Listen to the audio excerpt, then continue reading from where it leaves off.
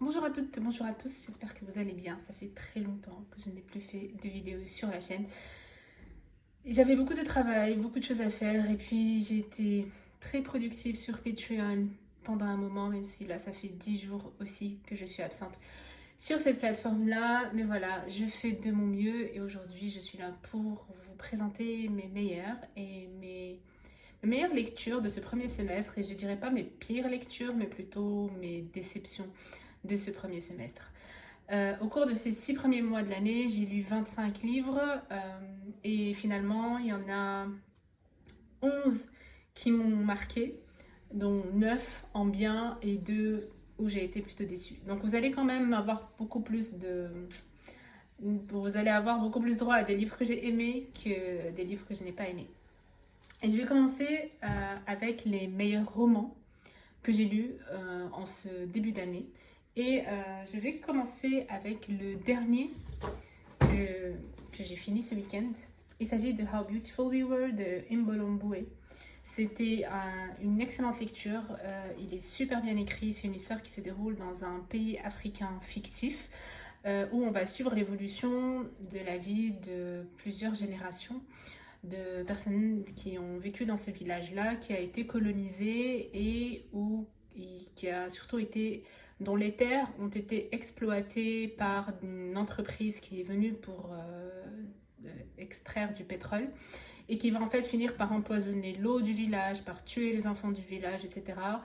Et on va voir, on va assister en fait à cette lutte de ces villageois et villageoises qui va durer sur plusieurs générations pour essayer de débarrasser leurs terres de cette entreprise américaine, il me semble, qui est venue donc les exploiter. Et c'est voilà, c'est ça en fait l'histoire, c'est super bien écrit, j'ai adoré.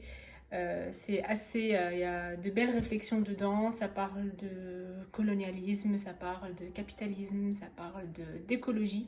Donc c'était franchement très bien, je le recommande vivement. L'autrice est originaire du Cameroun, il me semble. Je crois qu'elle vit en ce moment aux États-Unis ou en Angleterre, je sais plus, mais en tout cas voilà, il est super bien. Ensuite, un autre livre, un autre roman que j'ai lu en anglais, cette fois-ci un prix Nobel de littérature, c'est Pilgrim's Way de Abdulrazak Gurnah, que j'ai beaucoup aimé et dont je vous avais déjà parlé dans une de mes précédentes vidéos, donc je vous laisserai aller regarder ça si ça vous intéresse. Et sinon, les autres romans que j'ai aimés, que je n'ai pas avec moi, alors il y a Aria, qui est écrit par une autrice iranienne où on va suivre l'histoire d'une petite fille qui a été abandonnée par sa mère et tout ça est raconté sur le fond de la révolution islamique en Iran. C'est super bien écrit aussi, on plonge dedans et franchement on oublie le temps, on oublie où on est, donc c'est vraiment un super roman que j'ai beaucoup aimé aussi.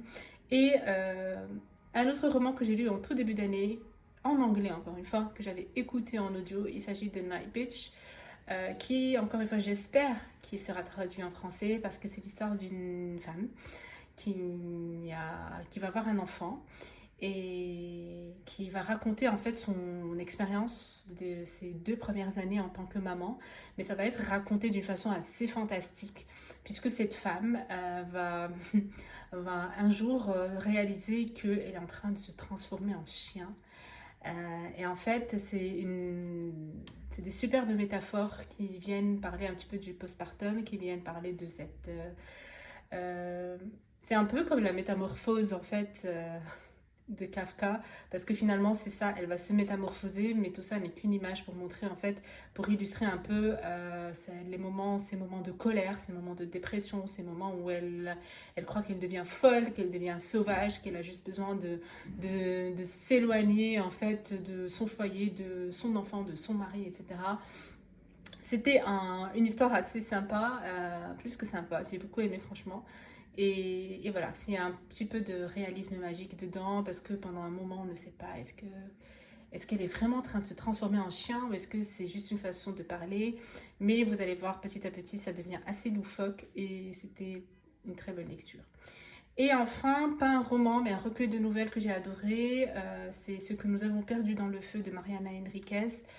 Une superbe collection de nouvelles que j'ai lu très rapidement où dès les premières lignes, on est plongé dans la nouvelle, alors qu'on sait que généralement, c'est un petit peu ça le défi. Les nouvelles sont déjà tellement courtes qu'à peine on a le temps de plonger dedans que c'est déjà terminé. On souhaite souvent que les nouvelles soient plus longues, que ce soit plutôt des romans et tout, mais là, franchement, dès toutes les premières phrases de toutes les nouvelles qu'il y a dans ce recueil, dès que vous lisez la première phrase, c'est bon, vous êtes plongé dedans et c'était très bien. Et ce sont des nouvelles sous le genre un petit peu d'horreur, fantastique, voilà. Elles deviennent de plus en plus horribles au fur et à mesure qu'on avance dans le recueil. Je sais qu'elle a aussi écrit un roman qui a pas mal fait parler de lui dernièrement dans le booktube francophone et que j'aimerais aussi beaucoup lire. Donc voilà, j'espère le faire un jour. Et sinon, par rapport aux essais, aux meilleurs essais que j'ai lus au cours de ce premier semestre, il y en a 4 pour le coup. Et le premier, c'est Will, de Will Smith, que j'ai vraiment beaucoup aimé malgré la grosse polémique qu'il y a eu autour de cet auteur, cet auteur, acteur, etc.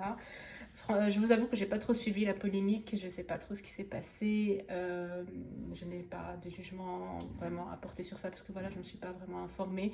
Moi, j'avais lu l'autobiographie ou ses mémoires avant et j'ai beaucoup aimé. J'ai trouvé qu'il y avait pas mal d'humilité et beaucoup de partage de leçons apprises tout au long de sa vie sur différents volets, carrière, relations amoureuses, relations familiales, niveau personnel, etc. Donc voilà, moi j'ai beaucoup aimé. Un autre livre que j'ai adoré, et je crois que je ne l'ai pas ici, c'est le manuel de l'association Nous Toutes, qui a été écrit par l'autrice Caroline de Haas. Donc En finir avec les violences sexistes et sexuelles, j'en ai déjà parlé sur cette chaîne. C'est un guide qui est très pratique, qui nous apprend à gérer ces situations, que ce soit au travail ou dans la vie personnelle. Il est très très bien. Et j'ai aussi beaucoup aimé Rester barbare de Louisa Yousfi. Un livre que j'ai trouvé juste explosif, mais sur lequel en fait j'avais beaucoup de mal, en fait à présenter sur la chaîne.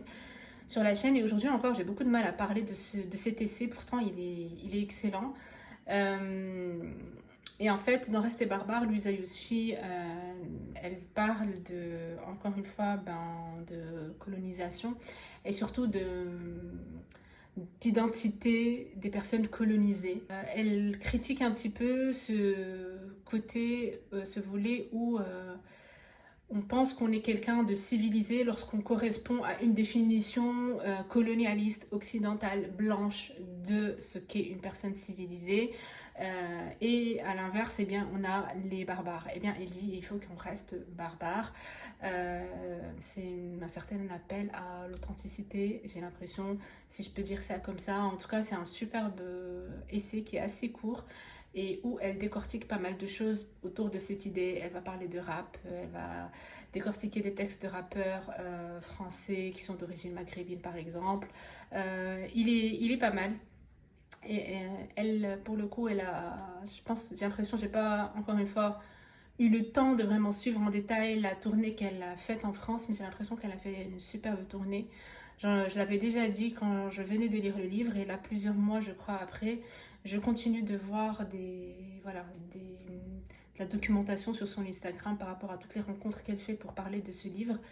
Et je n'ai aucun doute que ça devrait être des rencontres hyper intéressantes. Voilà, et instructives et assez originales, je pense, et qui sortent vraiment de ce qu'on a l'habitude d'entendre. Voilà. Et surtout que ça vient d'une femme qui est jeune et tout.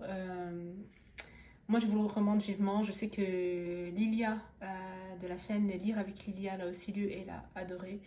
Et ça lui a fait exploser le cerveau. Donc voilà, on est deux maintenant à vous recommander cet essai. Même si je suis sûre qu'on est plus que deux. Sinon, le dernier essai qui m'a marqué ce premier semestre, et c'est l'essai dont j'ai le plus parlé, en fait, ces derniers mois, c'est Où va l'argent des pauvres.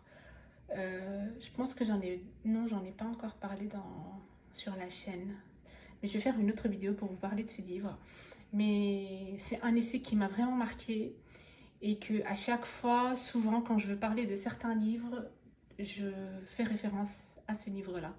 Et pour moi, c'est un des critères ou des signes de livres de bonne qualité, ou en tout cas des livres qui m'ont vraiment marqué, qui ont marqué qui ont changé ma façon de voir les choses, qui ont élargi en fait mes horizons, mes perspectives.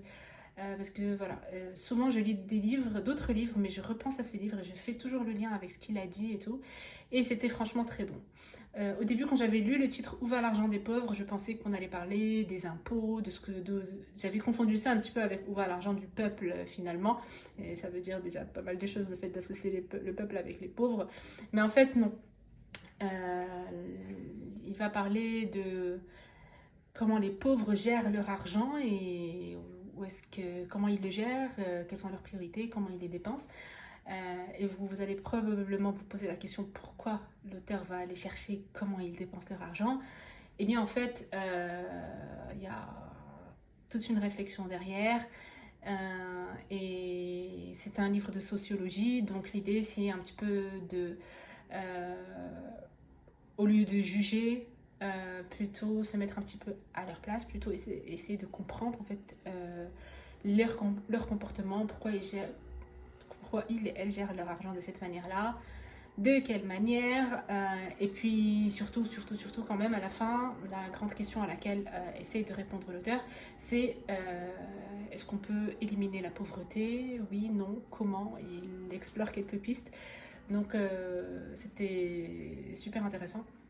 Parce que, eh bien, au final, évidemment, on réalise que le gros souci dans cette situation, c'est que les pauvres n'ont pas beaucoup d'argent. Voilà, on n'avait pas besoin de tout un livre pour arriver à cette conclusion. Mais voilà, c'est la grosse vérité qui nous éclate à la gueule et qu'on ne peut pas ignorer. Et du coup, il se pose la question, comment faire pour... est-ce qu'on peut éliminer la pauvreté? Selon l'auteur, la réponse est oui. Et je pense aussi que la réponse serait oui. Probablement non dans un monde capitaliste, probablement très difficile dans un monde capitaliste. D'ailleurs, je pense que l'une des définitions du capitalisme, c'est qu'on s'enrichit au détriment d'autres personnes. En tout cas, moi, c'est ma propre expérience de ce système et c'est comme ça que je l'ai vécu et que je le vois aujourd'hui. Et du coup, voilà, c'était un superbe livre. Et de toute façon, je vous ferai une vidéo où je vais vous le présenter beaucoup plus amplement, voilà, parce que je ne l'ai pas encore fait. Et sinon, maintenant, on passe à mes déceptions. Il n'y en a pas beaucoup, il y en a 2. Mais quand même, pas... Vous allez voir, c'est pas rien. Je vais commencer avec la déception la plus grave, la plus frappante. Il s'agit du dernier roman, attention, de Rachid Benzine. Vous savez, les gens qui me suivent sur la chaîne, que j'adore Rachid Benzine, que j'ai fait toute une vidéo spéciale sur l'auteur et pour vous en parler et tout. Mais voilà, j'imagine qu'on ne peut pas toujours tout aimer. Et le dernier roman, je ne l'ai pas aimé, qui s'appelle Voyage au bout de l'enfance. Je vous en parlerai aussi dans une autre vidéo parce que je ne vous ai pas présenté encore mes dernières lectures. Je crois qu'il y en a 5 que je devrais vous présenter, dont celui-ci. Et je ne l'ai pas aimé parce que j'ai trouvé que c'était un livre qui était destiné... En fait, c'est un livre qui raconte l'histoire d'un petit garçon qui s'appelait Fabien, qu'on va appeler après Farid, je crois, parce que ses parents sont français, ils vont se convertir à l'islam, ils vont décider de partir rejoindre Daesh en Syrie. Et on a tous ces voyages, toute cette expérience qui est racontée de la part de ce petit garçon. Et il y avait quelques passages que j'ai aimés. C'est un livre que j'avais lu en lecture commune avec Olivia des Roseaux Pourpres. J'avais déjà partagé mon avis sur ce livre sur Patreon il y a quelques semaines, en fait, juste à la fin de cette lecture. Et il y a aussi l'avis de Olivia sur Patreon. J'avais fait une sorte de podcast audio, en fait, où on parle un petit peu de notre lecture. Et en gros, je ne l'ai pas aimé parce que j'ai trouvé que ça correspondait beaucoup au message médiatique français par rapport à ce sujet. Et c'est surtout que j'avais l'impression que c'était un petit peu un livre qui était destiné aux Français. C'est bizarre de le dire comme ça, mais c'est vraiment comme ça que je l'ai ressenti. J'avais l'impression que c'était un livre qui est destiné aux Français et qui venait répéter un petit peu, comme je disais, le discours médiatique. Et moi, en tout cas, ça ne m'a rien apporté, malheureusement. Et vous savez que j'aime beaucoup, quand même, à la fin de mes lectures, ressortir avec quelque chose, ressortir avec une valeur ajoutée, me sentir grandi, pas forcément intellectuellement, pas toujours intellectuellement, des fois ça peut être émotionnellement, ça peut être sur un niveau d'empathie, ça peut Voilà, mais en tout cas, c'est clair que souvent dans mes lectures, moi j'aimerais explorer soit apprendre de nouvelles choses, soit voir le monde différemment, soit changer mon angle avec lequel je, je vois le monde et je vois j'expérimente cette vie. Mais là, à la fin, j'avais limite envie de jeter le livre parce que j'ai détesté la fin. Mais bon, ça, c'est pas pour ça que j'ai pas aimé le livre, mais c'est juste que il devient de plus en plus sombre. Et après, c'est peut-être réaliste, on est quand même en train de parler de terrorisme et tout. Pouvait pas vraiment y avoir un happy ending. Mais en tout cas, le fait est que j'ai été déçue, je n'ai pas aimé ce livre et c'est le livre que j'ai le moins aimé chez Benzine. Sachant que jusque-là, il n'y a même pas un livre que j'ai pas beaucoup aimé. J'ai tout adoré chez Benzine. Les essais, les romans, la pièce de théâtre, tout était excellent. Mais celui-là, je ne l'ai pas aimé. Du coup, moi personnellement, je ne recommanderais pas de découvrir Benzine avec ce livre-là. Je recommanderais plutôt de découvrir soit à travers Lettre à Nour comme fiction, où là, on a exploré ces mêmes thématiques, mais de façon beaucoup plus intelligente, beaucoup plus stimulante, et où là, on en ressort vraiment enrichi, selon moi. Et sinon, si vous voulez le découvrir à travers un essai, vous pouvez toujours commencer avec des 1001 façons d'être juif ou musulman, que j'avais adoré, et je pense qu'il reste mon livre préféré de Rachid Benzine, tout genre confondu. Je crois que c'est bien celui-là. Et sinon, un roman cette fois-ci où j'ai été déçue parce que j'attendais beaucoup de l'autrice. Je pense qu'elle avait été interviewée par Lorraine Bastide et qu'on parlait beaucoup d'elle dans le milieu féministe militant français. Et je pense que probablement j'avais dû adorer ses interviews et tout, du coup. Et on parlait de son livre un petit peu comme un excellent livre, mais finalement je l'ai lu et c'est Viendra le temps du feu de Wendy Delorme. C'est pas que j'ai pas aimé, c'est juste que c'est une lecture un peu, il ne m'aura pas marqué, j'ai presque déjà oublié l'histoire. Et voilà, ça s'est bien lu, mais sans plus. Voilà, c'est un livre un petit peu sans plus. Voilà. Donc c'était ça pour cette vidéo, j'espère que ça vous aura intéressé. Et j'essaierai de vous faire une autre vidéo bientôt où je vais vous parler de mes dernières lectures. Et où je vais essayer de relever le challenge de vous parler de 5 livres en 10 minutes. Je suis pas sûre de pouvoir y arriver, surtout pour parler de Où va l'argent des pauvres, des essais, etc. Mais je vais essayer de faire ça parce que je pense que c'est le format qui me plaît le plus, les formats un petit peu courts et un petit peu de ce style. Donc voilà, merci à tous et à toutes d'avoir regardé cette vidéo, merci beaucoup aux personnes qui me soutiennent sur Patreon. C'est très chouette et j'ai adoré les dernières semaines et tout ce que j'ai pu partager là-bas pour l'instant. Et je vous dis à tous et à toutes à très bientôt. Bisous.